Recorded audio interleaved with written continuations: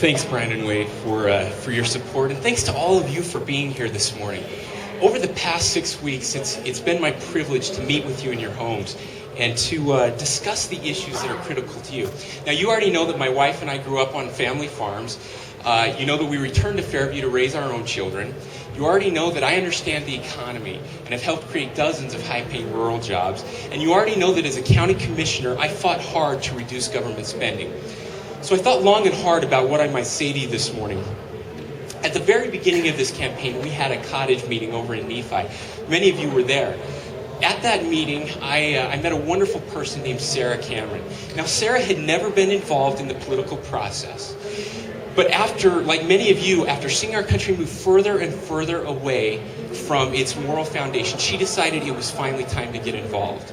Some of you will remember the question she asked that night. She listened intently, and finally, near the end of the meeting, she raised her hand and she said, "Look, I agree with everything you have said and stand for, but things are so bad right now.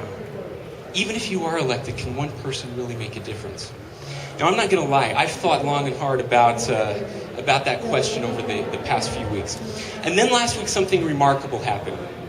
At the governor's annual economic summit, in front of 1,400 of the state's most influential business leaders, when everybody else was buzzing about Adobe and eBay, the governor stood up and spent 5 minutes of his 30-minute keynote address talking about an alfalfa export company from Sanpete County. This didn't happen by accident.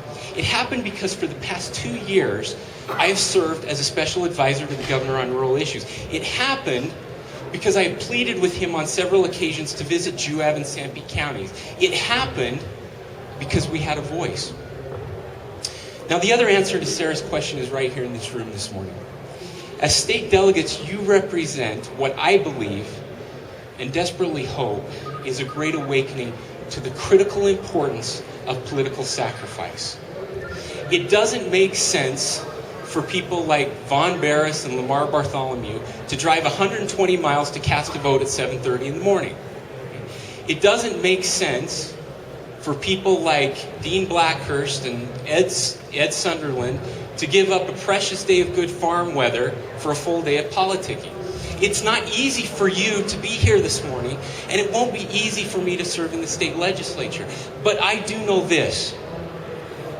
As a state and as a nation, we need more sacrifice, not less. We need people of character. We need good men and women with passion and ideas who are willing to make their voice heard.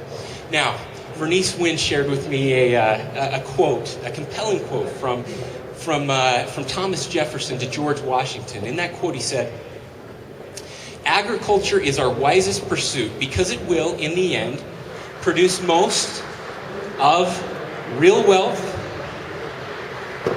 good morals, and happiness." Now, those of us that farm might question the real wealth portion of that statement, correct? Okay. But what he really was referring to here are the good morals that come from hard work and a rural lifestyle.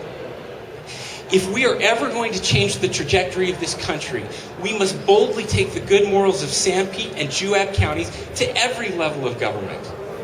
We need people of character, people who are willing to sacrifice, people who are willing to work hard, people who are willing to do what is necessary to return us to the principles that our country and our Constitution were founded upon.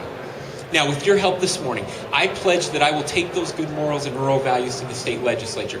I will be your voice, and I will represent you passionately and persuasively. Together, and with a little sacrifice, I really believe we can make a difference. Thank you, and God bless the great state of Utah.